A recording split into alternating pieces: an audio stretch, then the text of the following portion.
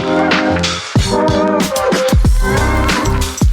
everyone, I hope you're having a fantastic day and a wonderful week. Welcome to another episode of We Aren't Dead Yet.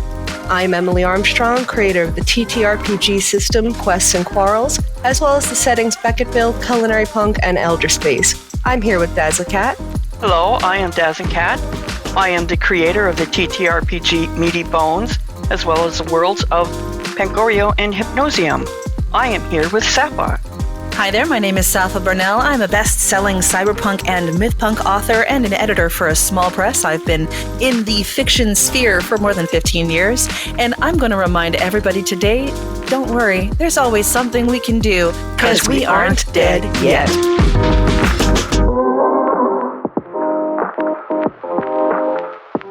The old days of playing video games, you didn't dare turn the machine off. Because saves were, what's a save? Oh, you have to get to a safe point. Remember that? Yeah, you had to get to the safe point. And God forbid, if Grandma was like, it's time for bed. It's like, no, but Grandma, and you're like, and she's like, no, it's time to turn it off. I'm like, but I just did a big channel and I can't save yet. And like, there's a save point. I can get there in like 10 minutes. Our first party game was the Bart Simpson party game.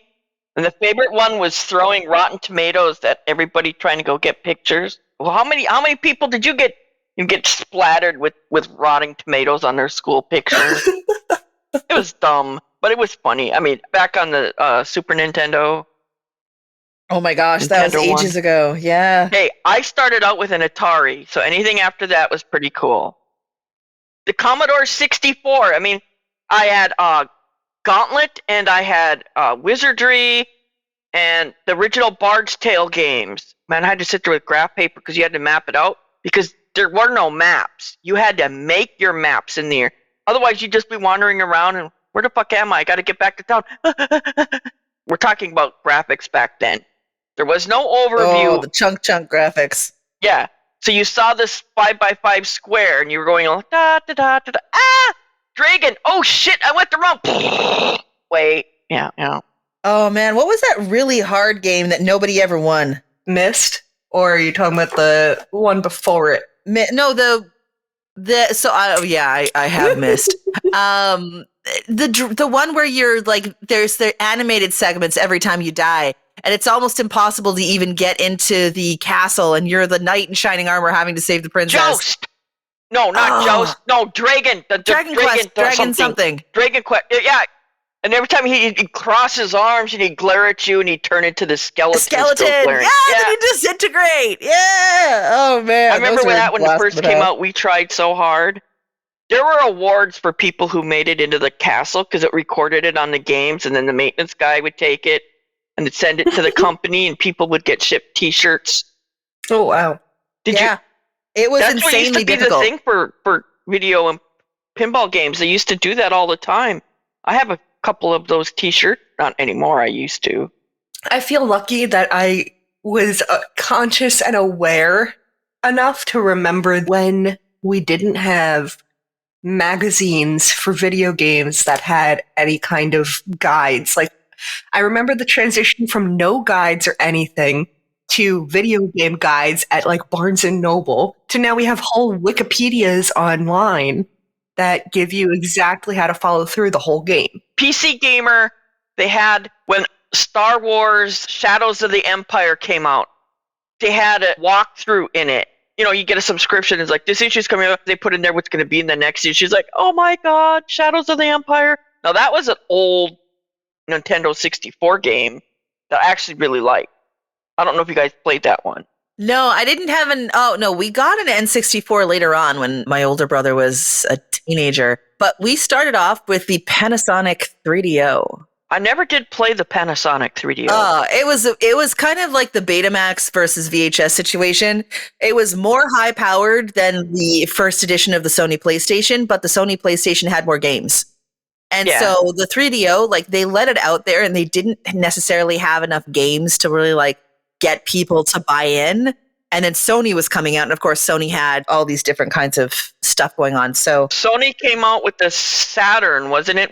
Came out with the Sonic the Hedgehog was the big game. No, Sonic was on Genesis, and that was Sega. Sega, that's right. Sonic was my God. Getting the rings all the time, and you get My cousin had the Sega Genesis because, like, they were marketed to different people. Let's be honest. The Sega Genesis was marketed more to the edgy teenage crowd, and then the Panasonic 3DO was. The 3DO was a really cool system.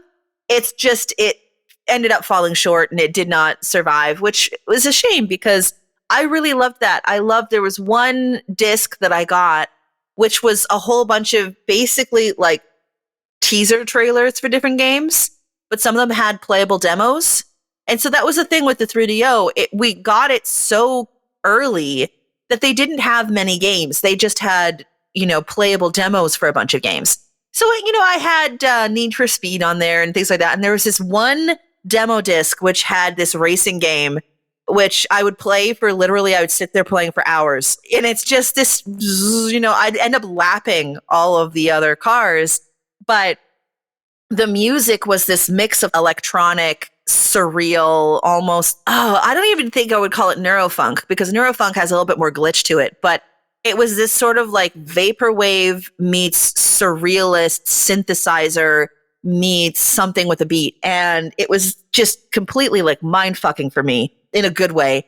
And then the sky was purple. And there was this big like Buddha mountain that you'd pass by and it would be like a laughing Buddha moment. And you're going through this completely surrealist environment. And the colors were all bright and crazy and wonderful. And I'd play it for hours. It was so good. I would just get into the zone and it was almost a form of like finger moving meditation. Also Guardian Wars. Guardian Wars had this wicked synth rock kind of music in there. And it's the one thing I remember from Guardian Wars, which is on the 3DO. But yeah, oh man, you could get into the history of gaming. We should have a whole episode on early gaming. I would love that because I remember like getting my first Game Boy and getting the Game Boy Color. I remember the Game Boy and the Game Boy Color too. Like I love this. My Game Boy Color was purple. Me too. I had the clear It was the purple kind of clear. Yeah, it was the clear purple. I did not get Game Boy. What I got was the PSP. You see, I wished to have gotten the PSP. Because that was an astounding piece of technology for the time, I think that came out like 2002, didn't it? PSP, PlayStation. Let's see how good my memory PlayStation is. Portable. 2004. I was close. I maintain the PSP was an incredible piece of technology. Oh yeah, and it was before its time. Mm-hmm. But and you see I also a lot have of video several games. of the movie discs that came out for it. Ooh, beautiful. My goal is to someday have all the collection to go with my PSP. I would love to have a episode on early video games, but I would also love to have an episode on like lost or like in between consoles, consoles that didn't stick at all. Yeah, I might still have the Panasonic 3DO. I might still actually have it. Like it might be at my my brother's place. But when it comes to like the Commodore and all of that, it's here. It's here at the house, including all of the games. All of them are here. Some of them are still in the original boxes. How much storage do you think the original PSP had? I'm guessing it was like 500 megabytes or something. It was pitiful. You had to buy all these memory cards to fit it. 32 megabytes. Whoa. Yeah, it actually ran on your memory card. You put one in, you mark it for a game, and you put the memory card in a slot and you put the game in. But that's what all the consoles were doing at the time. You got the memory cartridges. I remember my brother and I both making sure that we saved things on different save files just so that we didn't, ruin a memory card. Oh, those were the days. Out in the basement, we have the old recliner, and it's set up there with the old TV. It's a big screen TV, we got a bunch of them. And it's set up with the old system. I got my Guitar Hero on there. Guitar Hero. Do you guys remember Guitar Hero? Man, no, I would grab the microphone like nobody's business and just karaoke to my heart's content. Gosh. 1, 2, and 3, I think is out. Or came out? I think they had 3 of them. Oh, there's way more. There's I would not mention like all of the side, like they had the Beatles and all that stuff. Actually, I think that was Rock Band, not Guitar Hero. 2005 was the first game, yeah. So that was middle school for me. But But I was playing it so much, combined with, at the time I was playing in real life upright bass, I had to go to physical therapy because between Guitar Hero and bass, I had screwed up my arms so bad. I got carpal tunnel from playing Guitar Hero too much. Oh my gosh. Because I would come home from school, and if I didn't have rehearsal for bass, I was playing Guitar Hero immediately for hours after school. And if I wasn't playing Guitar Hero after school, I was playing actual bass. So, and honestly, not too much has changed because any free time I get now, I'm running around Fallout, stuffing my pockets with shit I don't need. I mean, hey, this might be a little salacious, but my spouse has a nickname for me when I play video games. It's Loot Sloot. Because I'm constantly stealing everything when I play video games. You know, if it's there and it's in some little old NPC's house, I'm like, oh, it's there because I need it. Okay, here we go. And I'll like go through his pocket. It's meant to be picked. What are you talking about? If they put that item in that box or in that pocket, that must mean the player is supposed to take it. So I'm not going to leave it behind, you know, because I need to get a certain amount of thing. Like, Mama got bills to pay. But that's only in the video game. That nightstand has a drawer. It means there's something in it to take. You know? Exactly. It might be something you can't say in polite company, but hey. That's how it is. That's what you do in the TTRPG. In video games, you just get to loot everything. In the TTRPG world, the DM turns it on you, and that night table is actually a mimic. Yeah, or it's like, oh, you stole from that one NPC in town. Did you actually know that was the cousin's sainted mother of the person of here, and now this constant knight is after you? And you're like, oh, for the love, all I wanted was the 10 gil. Because you won't let me get a better sword, and I'm sick and tired of playing with the same one for like 90 rounds. Although that is a criticism I have of Baldur's Gate. There was not enough cool equipment to get that made things better as you went. If that's a legendary weapon, it should do much more damage than any other weapon. Oh, it doesn't? Well, then why would I use it? What's the point? The issue with that is that we were locked at level 12, which I don't know if you knew that, Des, but Baldur's Gate doesn't go higher than level 12. Which is absolutely stupid in video game terms. I'm sorry, I come from the video game world. I come from like old school Final Fantasy games where before you even enter the first town, you need to go and grind for 7 hours to make sure that you're at a high enough level not to die immediately. Like, the whole point, like I'm playing Final Fantasy Rebirth right now, the Final Fantasy VII Rebirth. And I am purposely going through making sure that I am at least 10 levels above where I should be before I handle any boss battles. So I play games. Yeah, you know, because otherwise, what's the point? If you can't go into a boss battle and defeat it fairly easily because you worked your ass off before that to make sure you were stronger than them, I'm sorry, what are you doing? Like, that's not how I play. It might be how other people play, you know, but So, to explain to the podcast listeners, we have a bit of an inside joke that Safa and I are quantum twins because we just so many similarities over and over again. That is the same way that I play video games. I have to be like 10 levels above in order to do the boss battle, or I'm just not going to have, like, I want to be overpowered as shit to go into these. I want to. That's how I play them. Did you know otherwise I'm not going to do it? Most people don't play it like that. Most people go in and do it. Oh my gosh. So Final Fantasy 16. I'm stuck halfway through because there's this one boss battle that I had no ability to prepare for. And it's a completely different game mechanic than basically every other battle in the game. It goes from the regular sword fighting Final Fantasy fight to basically a jet fighter simulator where you are playing Phoenix against Bahamut, the flying dragon. And it's a completely different game mechanic. All of a sudden you're deking and rolling and you have to shoot with one thing and not with the other. And like you're using both of your joysticks and the whole thing. And it's like, what the heck is this? And I just was like, okay, yeah, nope. I failed it once. It was like, yeah, I guess I'm not finishing that story. I'll just watch it on YouTube if I feel interested enough. But it was just like, well, nope, couldn't prepare for it. Couldn't over level myself. Oh, not fun anymore. And that was it. It's just not fun. And yes, I understand it's petty. Okay. I understand that I get mad when I lose. I understand this. This is why I prepare myself to not lose in a video game or, you know, going back to things in, say, Assassin's Creed Odyssey, once I am of a sufficiently high enough level that I can like one-shot most of the people with assassinations as I'm going through all of these different side quests. I mean, for me, that's part of the fun of the game, like training in the game, you know, leveling up, finding all these little ways to level up, doing all the side quests I can, so that by the time I get to something that's actually serious, I don't have to stress about it.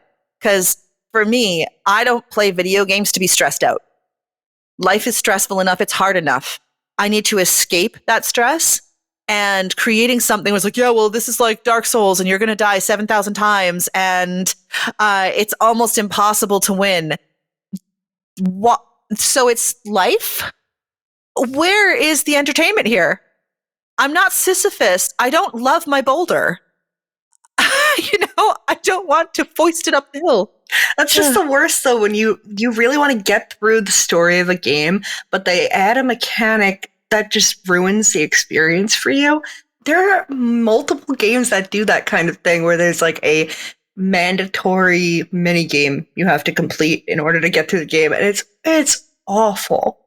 The Dima minigame in Fallout 4 is one of the worst minigames in the history of video games. There was no reason for that. Why did you do that to us, Bethesda? Why did you do that? Oh, man. I just need that to be out. Okay, that's all I need to know. It's one of the worst.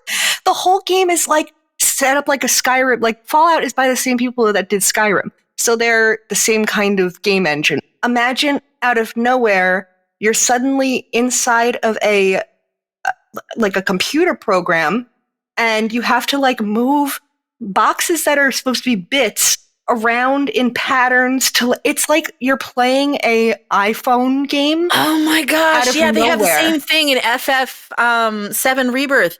There's like 6 different mini games that you have to do in order to get completion on certain things. Yep. And I'm like, what the fuck is the purpose of this? But the Dima game, like that, the mind game that you have to play with Dima, which is like this, Dima is an artificial intelligence that's human thing, whatever. I think you'd actually really like the Far Harbor storyline. Dima is a really, really interesting take on what happens with artificial intelligence and sentience. It's really, really cool.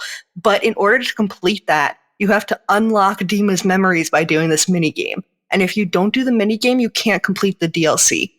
So you're paying like extra money to buy this additional DLC, and you can't complete it without this really awful. Yeah. God, it's horrible. Totally unrelated. But in Skyrim, did you guys do the Dark Brotherhood just so you could get the horse? Of course. Of course I did. I've never played it. Oh, it's so good. I totally get why. I didn't play it when it first came out. I was delayed on Skyrim. I didn't play it till later, but there is nothing more annoying in Skyrim when you just happen to be in town and a fucking dragon comes by and you're trying to stop it and they kill the one shopkeeper you really fucking needed, or the one person, and you gotta go back to a previous save and god damn it. It was so awful. For some reason the Skyrim horses think they're like super horse and they'll go running out, and I was riding this one horse and would fight, go out and kick the fucking dragon, and then it would always die. It's like, no, I had to find a corner where I could stick the horse. So by the time the AI made it to get out of there, the dragon was usually dead. Bethesda is a classic. All their games are fantastic, but the bugs are part of the experience. You saying Dragonborn made me think of the Savage Dragon Image comics. I don't know. This might be more up Daz's alley than yours. I've heard of that. But there was Savage Dragon, and he was a hero in Image Comics. And blast from the past there. Way blast to the past. Yeah, tell me you know Savage Dragon. Save me from this. Maybe. I mean, no, I never.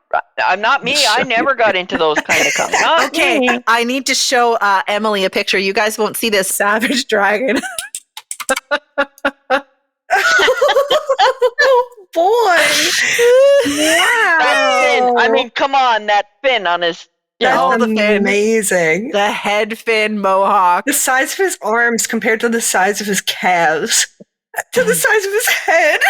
Yeah, I know, right? This is 90s going into early thousands comic art. Like that is what. Yes, all the big guys had to look like human bulldogs, with the little Yeah. itty bitty hips and a great big massive Oh, I top. love it. I use that kind of style when I'm doing my culinary punk art. I totally lean into that. Yeah, Like, I if I'm know. doing a beefcake, he's big with itty bitty head. And Yeah. I love it.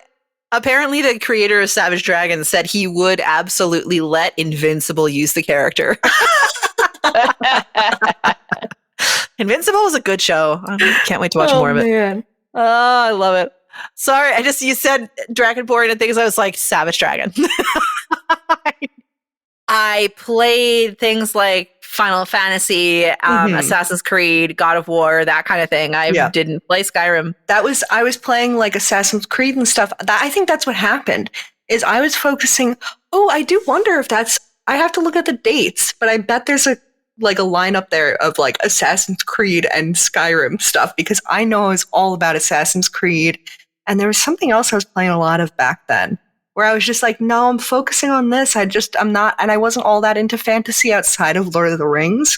So it just wasn't a big pull for me. And then my sister started playing it, and I was like, ooh, this looks fun. And that's when I played it. But were you probably stuck in Mass Effect? No. Oh, I played the first one, but not until right before I met Brian. So yeah, like 8 to 10 years ago. So more recently, yeah. And that's the thing, I have all of them. I just haven't sat down to actually play it. And everybody I've ever met that has played it is like, you need to play through it. It's one of the best storylines ever written in video games. So I'm like, it really is. Yeah. That's the thing. Like, I'm noticing a lot lately, and I've noticed, lately is in the last few years, I have had way more fun playing through video game storylines than I have watching TV series. Yeah, me too. Oh, yeah. The storytelling in video games has been on fucking point. Mm-hmm. And far more interesting. I'm far more invested, and I'm playing it for months. I played Assassin's Creed Odyssey for literal months on end, and I could still go back and play it again and have an incredibly good time. Those stories are so freaking luscious, and they're so good. And then you go to watch some TV show written by committee that is for nobody. And I'm like, I'd rather play a video game. I mean, I'm going through Baldur's Gate because of the storyline, not because of the game mechanic. I hate the game mechanic with every passion of my soul. It got annoying. At first I was like, I like this, it's fun, it reminds me, and now I'm like, can we get, I have a mod that lets me skip a lot of them. Oh my gosh, I wish I could have mods on my PS5. That is the reason I switched. I used to just be consoles, and the reason that I switched to PC gamer is so that I could do mods. That's really the big reason. But there's not very many mods for Mac. But yeah, I'm sorry. I train all the way to level 12, which is a really weird place to stop in a video game, where you're like, oh yeah, you get to level 12. That's the final level. Chris is like, well, it's because of D&D and because of these things. I'm like, I don't care. I'm used to getting to level 99 everywhere else I go. I got to level 12 and it's like, you've plateaued. Congratulations. I'm like, oh, great. Well, can I get better weapons and stuff? Marginally. Oh, yeah. Well, what's the purpose of this? Well, you see, you roll a dice, and then, and it's like you get up to a level 6 spell, and you're like, finally, I've been hoarding it. I only get 1 per rest. I'm going to really mac this spell. And you go to do it, and it's like 4 damage. Or you miss critical completely. Miss. Yeah, or you miss completely. And I'm like, what the fuck is the point of that? I understand it probably works as a tabletop mechanic, and people can giggle and have fun about how badly somebody falls on their face. Yep. This is a video game. You need to change your mechanic, because that's stupid.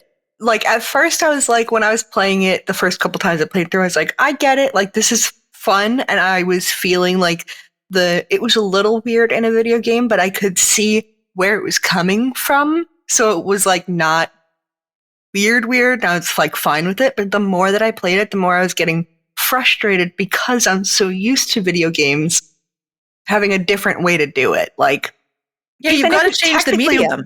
Even if it technically works the same, where it's they're doing those roles behind the scenes and all the mechanics still work the same.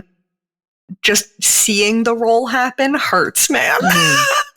Having so many times where every single enemy you encounter misses, everything you throw at them misses 9 times out of 10. And then expecting that to be entertaining, where you're like, well, what's the point of me using a big spell in the first place? What really happened is I just kind of went, yeah, whatever. I'm just going to hit normal attack. And that's all I ever do, because it's not even worth it to try and use those big skills, because 80% of the time they're not going to work. And it's like, well, take a look at your build. My build is fine.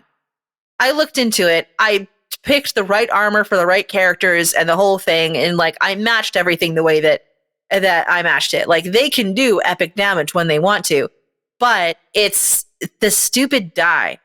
And I just really don't like it. How does this make sense? That, well, you know, you have this big epic, like you've waited this entire time to get this one spell.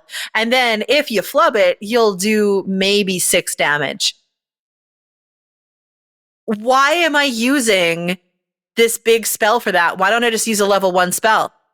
Because it's exactly the same thing. Like, there's no perk to using the bigger spells. I think that is where the issue is, because in D&D, like we still have the risk of the die rolling poorly, but in general, that doesn't happen. And even if it does roll poorly, it's a really dramatic moment where it doesn't feel bad. It feels like a storytelling moment most of the time. But in a video game, you're rolling so often, and you're not doing it in generally you're not doing it in like sessions that are set. Like when you do a session, there's a start and an end, and a DM can generally find a place to end where you're not in the middle of something. Like, it obviously happens where, like, sometimes in the middle of a battle, you just have to end a session because it's been going on for 6 hours, 7, 8, 9 hours, and people are tired. God. But most of the time, you try to end sessions at a point where it makes sense. So die rolls are used, it's all about pacing.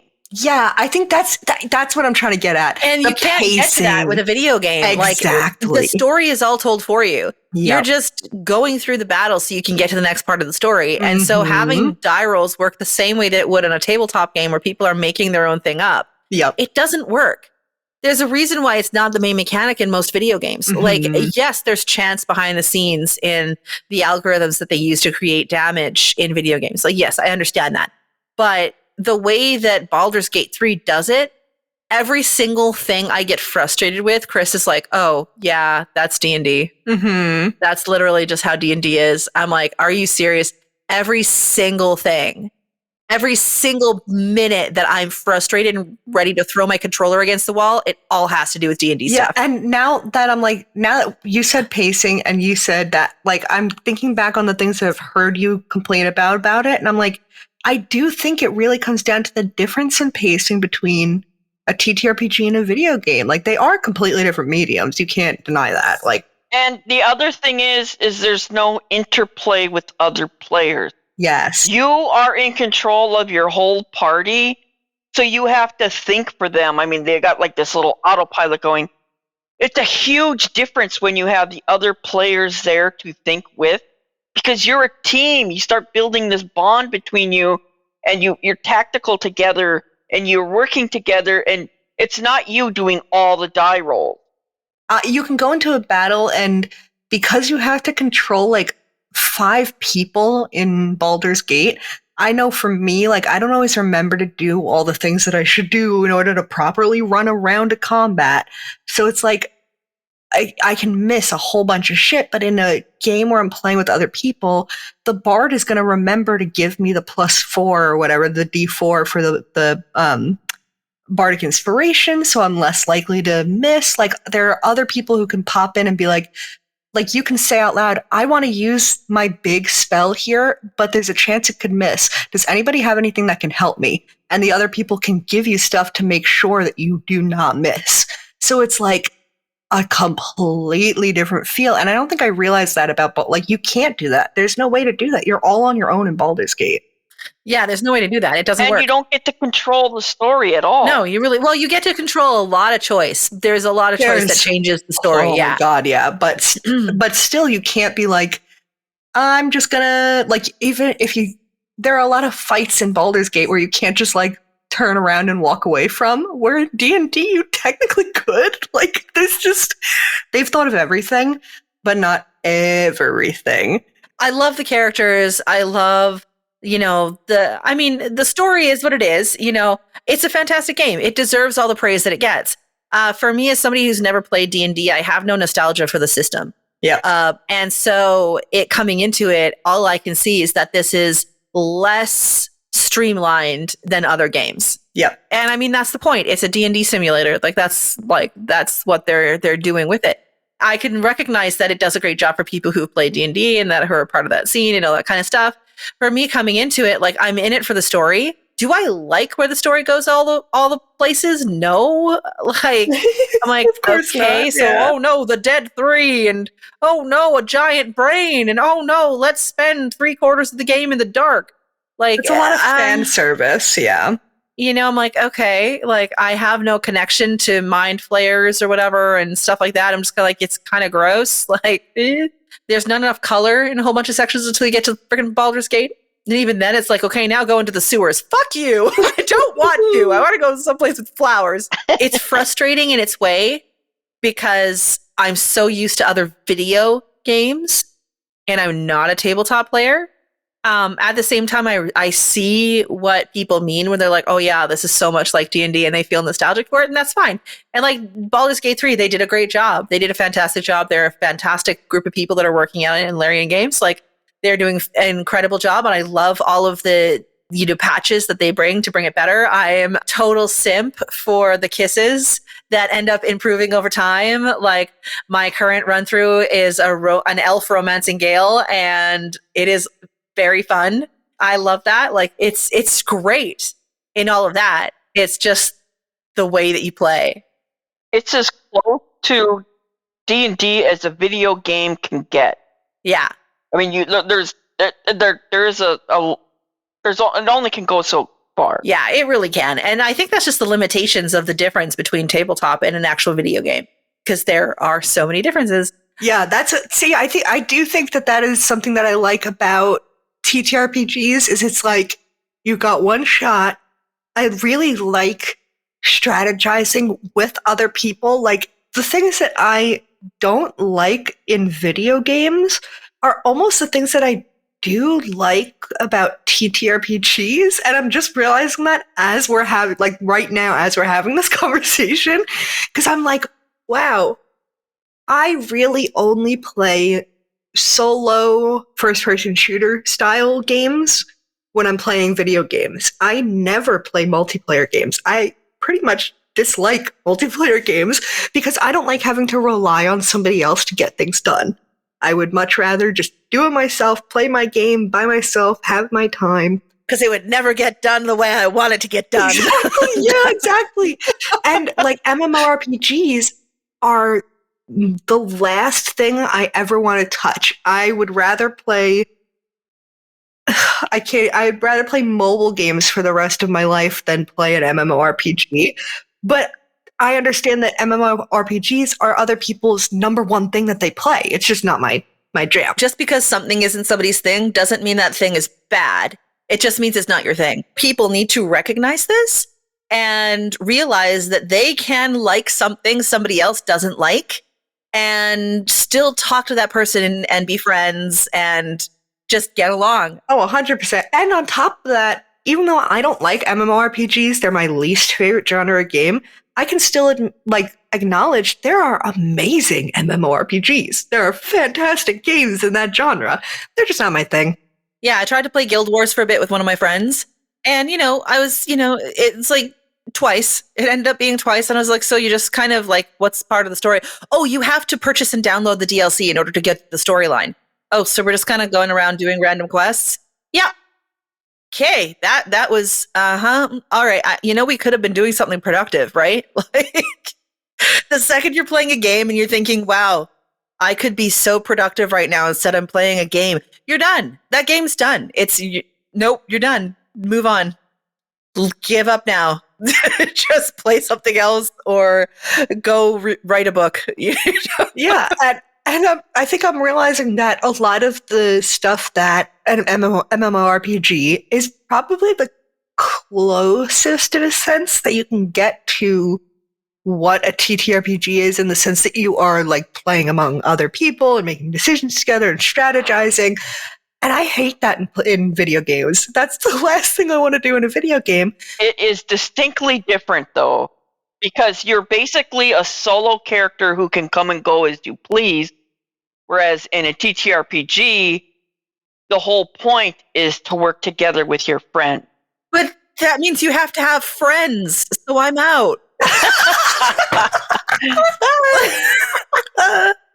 Actually, this is a good moment to mention.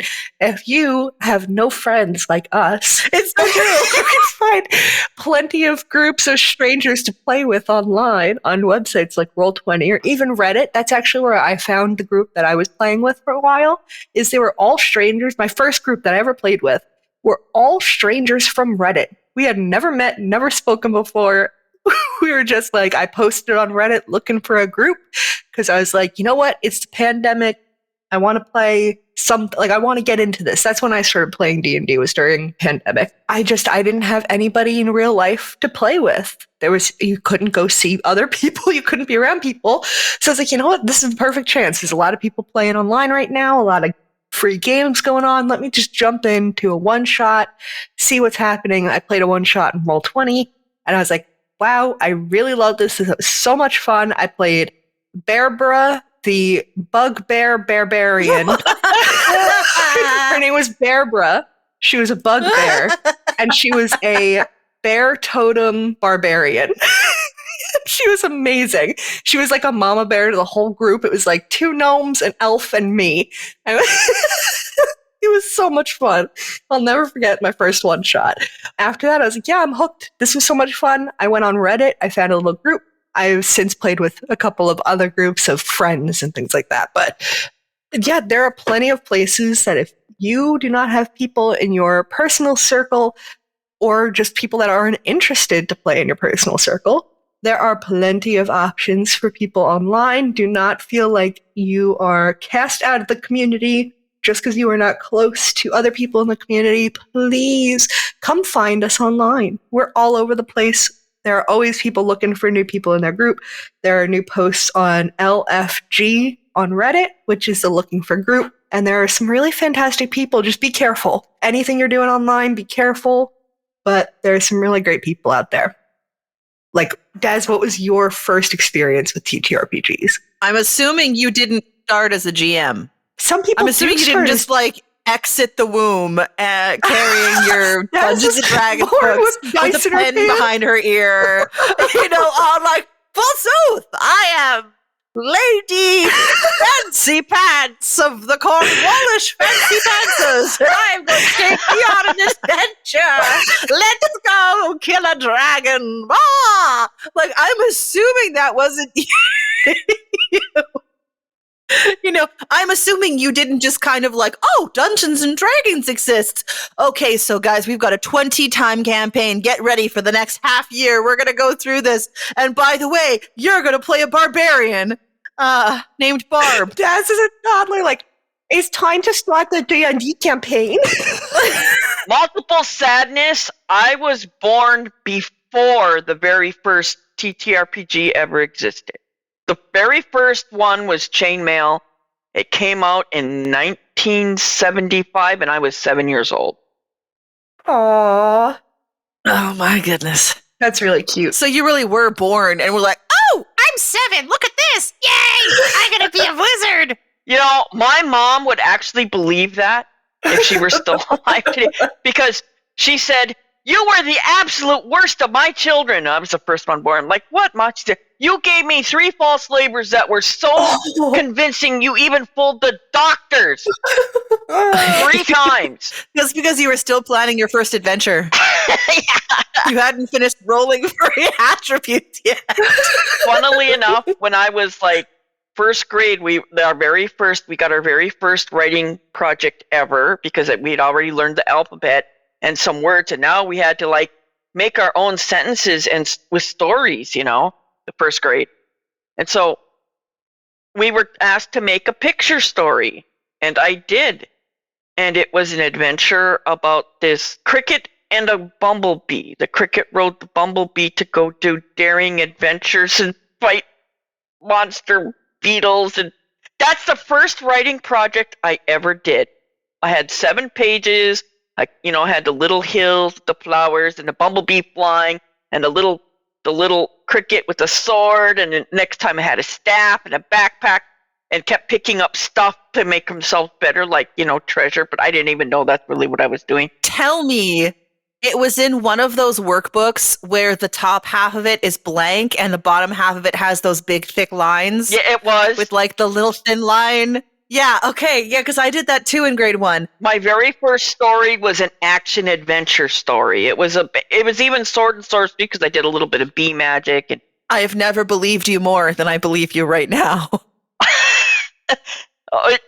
Absolute truth. I believe it. I believe you came out and you were like, I can now read and write. Thank you. Let's make a legend. And you was like, look at this. This is the adventurer who's going to defeat the magic toad. I believe it. I absolutely believe it.